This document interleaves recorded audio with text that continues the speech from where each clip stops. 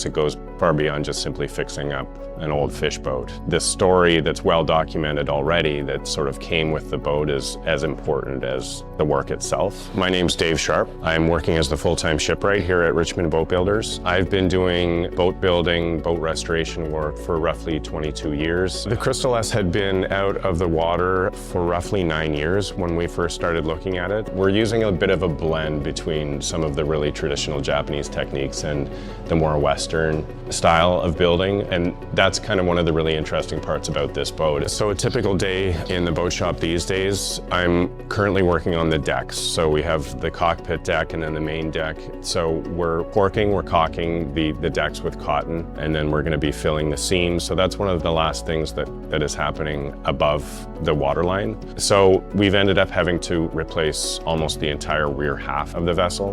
But luckily we found that the forward half of the hull and the wheelhouse itself are still in good shape. And the keel itself is still solid. Having access to Bud's knowledge and stories about how the boat was built and fished and about his father has been really important to our process for sure.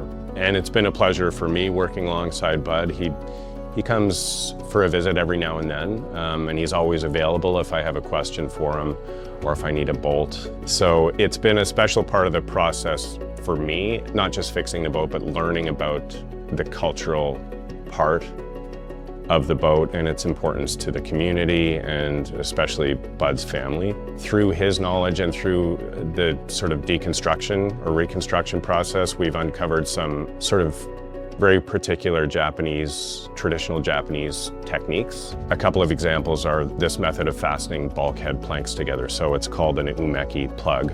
It's a specially shaped, hand-shaped plug that doesn't require any glue. I think the uniqueness of this specific project is that we did a little bit of research and we couldn't find anywhere else that had access to a live shipwright doing this restoration work on a wooden boat in front of the public. And so with Dave here throughout the week and our doors are open to the public, they get to see him at work and interact with him. We're planning on having a family celebration when the boat's finished, a relaunching celebration. So it's nice to be a part of that. It feels like a bit of an honor to be, helping him and his family just sort of bring this thing back to life that's been so important to their family.